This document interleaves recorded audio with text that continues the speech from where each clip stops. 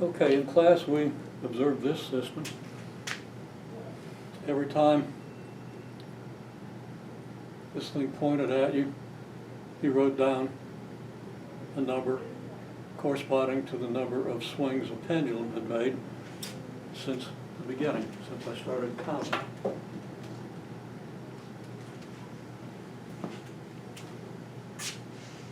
From this,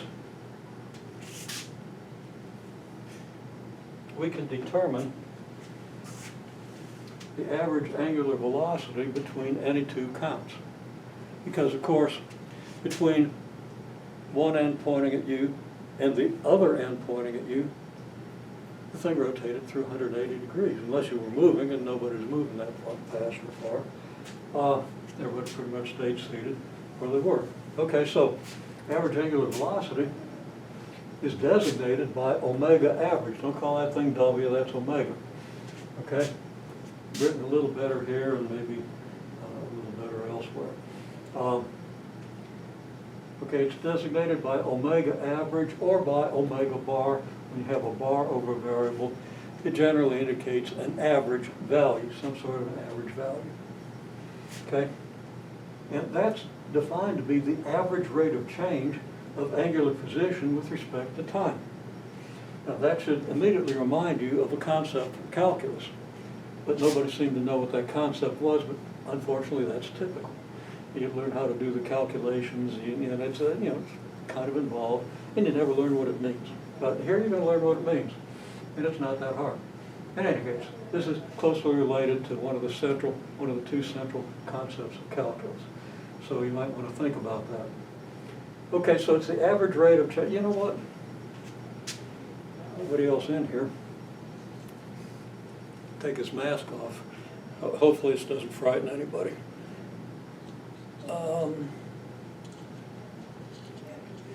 Got to be careful not to pull the hearing aid out of my ear. It's a good way to lose an expensive piece of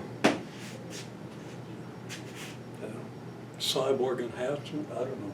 Okay, angular position, rate of change, average rate of change of angular position with respect to time, and angular position is designated by the symbol theta. Okay? A loose definition, without getting into all the technical details, but definition gives the feel for the thing and is sufficient for what we're doing right here, is this is the change in theta, the angular position, divided by the change in time, t. Okay? So that could be written delta theta over delta t. Okay, well, I asked everybody to calculate, to pick a couple of counts, consecutive counts, between 250 and 300, and calculate the average rate of change of theta with respect to t. Change in theta divided by change in t, which is the omega bar for that particular time interval. And people pretty much did that right, but a few people wanted to use theta over t, or something of that nature, okay?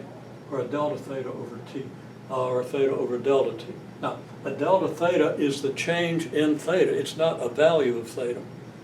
So, your delta theta is always 180 degrees, okay? So, if the thing's rotating like this, pointing at you, there it is, and then it goes around here, another 180 degrees, and you've got it again, then another 180 degrees.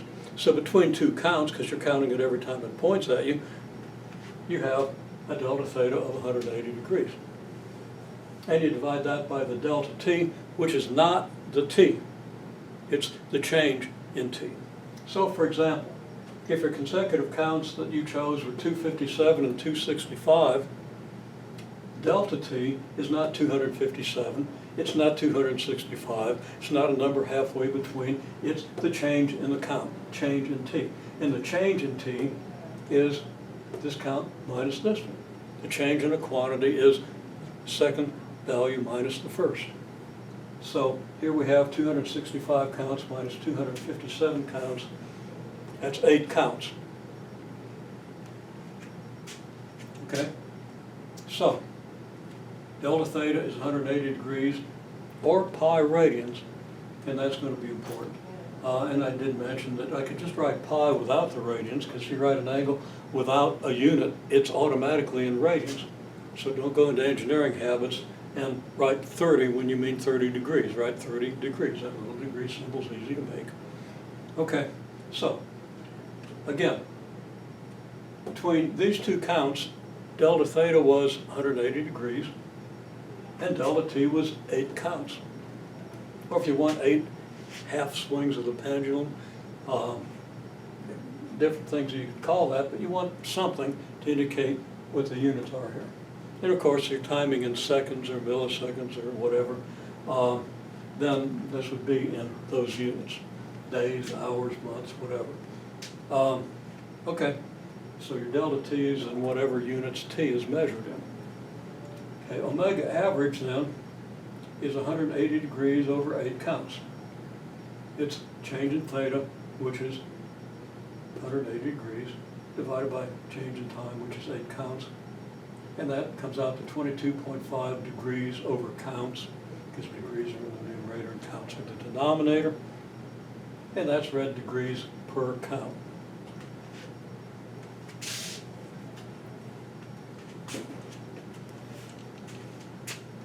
Now for homework, based on these observations, asking you to make a table. Now this is an abbreviated table, and it's not realistic for this system, because this system slows down very slowly.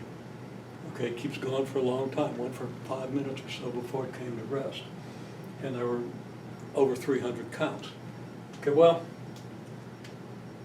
let's just say you measured a different system, and your times were 4, 6, 9, 12, 16, and 21 counts. And these are consecutive times, so that they correspond to theta values of 0, 180 degrees, 270, 360, 455, 40, and so forth. Because, of course, that's the way we measure theta. It keeps accumulating. So theta is 0, now it's 180, now it's 360, now it's 450, now it's 540, now it's 630, now it's 720, and so forth. It just keeps going. So these are your values of theta. Okay, that's the angle through which the thing has rotated. Your delta t, well, for the interval from here to here, where theta changes by 180 degrees, t changes by 2 counts. Okay? And I should write 2 counts, but to keep it abbreviated, I didn't.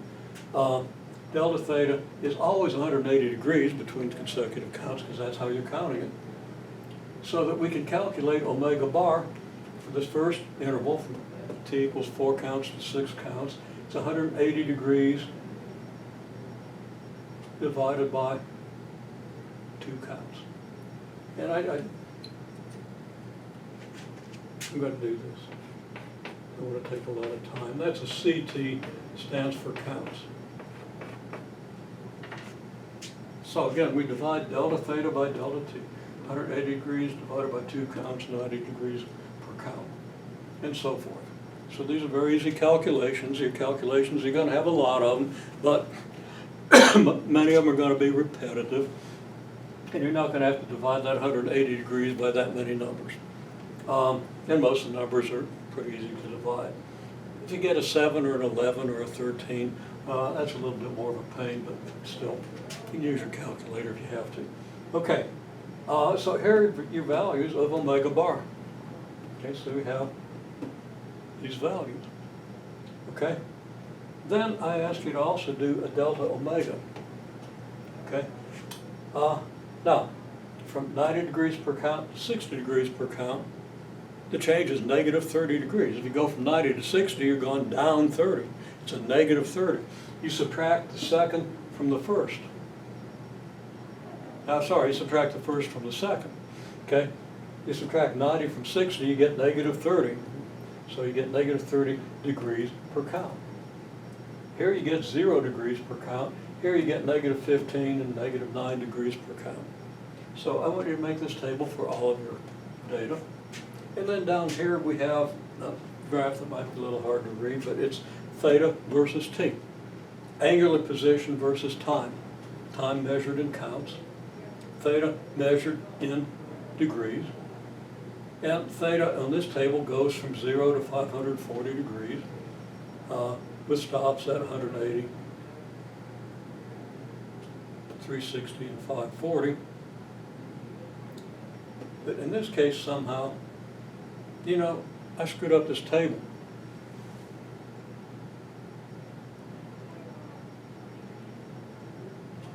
Because we're going in increments of 180 degrees. I threw in the 270 and the 450. So I've got to fix that. You got to watch me. I do stuff like this. Too busy thinking to be careful.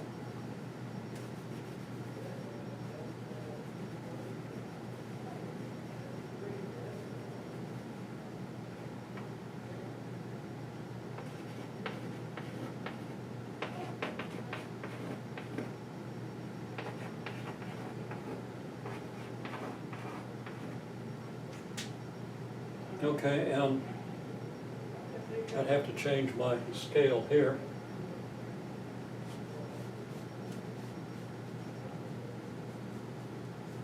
And it's probably going to cause me to have to change something over here. Okay, so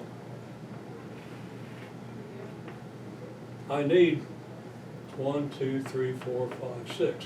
1, 2, 3, 4, 5, 6 values of theta that go from 0 to 900. So let's see there, we have this. Then I've got to subdivide this like so, and like so, and like so, and like so. 2, 3, 4, 5, 6. So here's your 900 degrees here. Here would be your 540 degrees. Here would be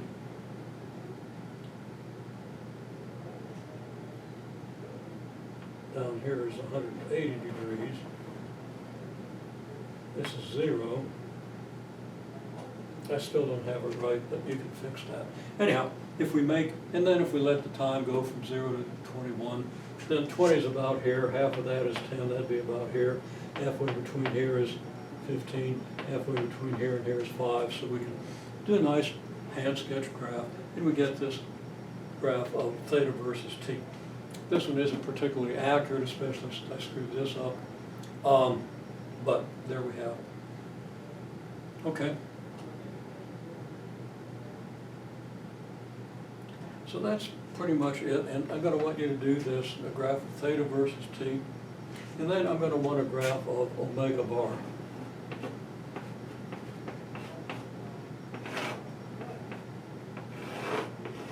Versus t.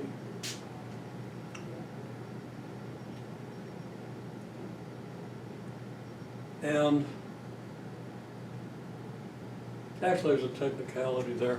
I'll talk about that next time, so omega bar versus t. The question is, what t do you use for an interval? You've got 4 and 6 here that correspond to this, and you just kind of take the halfway point of the interval. We'll deal with that next time. Do this much, along with the assignment in Mastering Physics, and you'll be okay.